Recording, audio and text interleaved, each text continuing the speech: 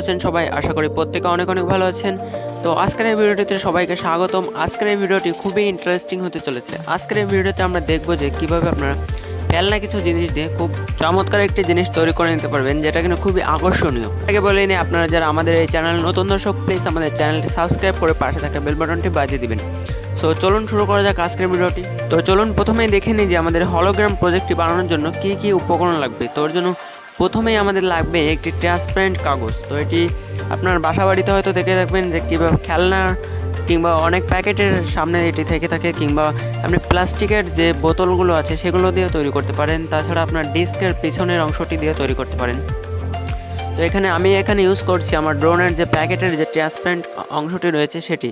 এবং এরপর আমাদের প্রয়োজন একটি ব্লেড বা কাউচি, এরপর আমাদের একটি প্রয়োজন খাতা কলম এবং একটি টেপ।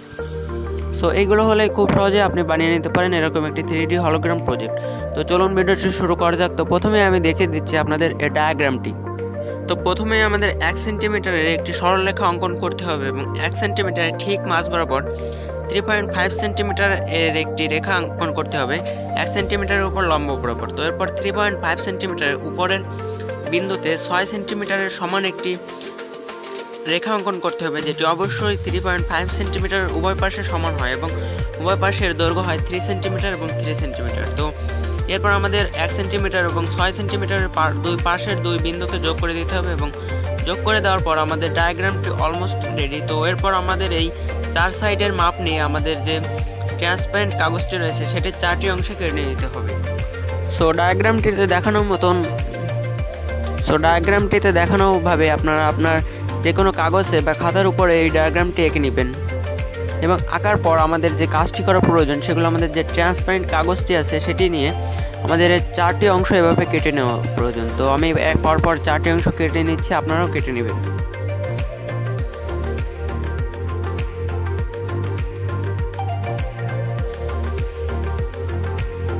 যার নিচে 1 সেন্টিমিটার এবং 1 সেন্টিমিটার ঠিক মাঝ বরাবর দিয়ে 3.5 সেন্টিমিটারের একটি রেখা লম্বভাবে 1 সেন্টিমিটার রেখার উপর অঙ্কন করবেন এবং তার উপর 6 সেন্টিমিটার একটি রেখা 1 সেন্টিমিটার রেখার সমান্তরাল বিশিষ্টভাবে এঁকে নেবেন এবং এভাবে আপনারা এই অংশটির মতন আপনারা ঠিক আমরা পরপর 4টি অংশ এভাবে কেটে নিলাম। আপনারা ঠিক একইভাবে 4টি অংশ কেটে নেবেন এবং সেম একই সাইজে।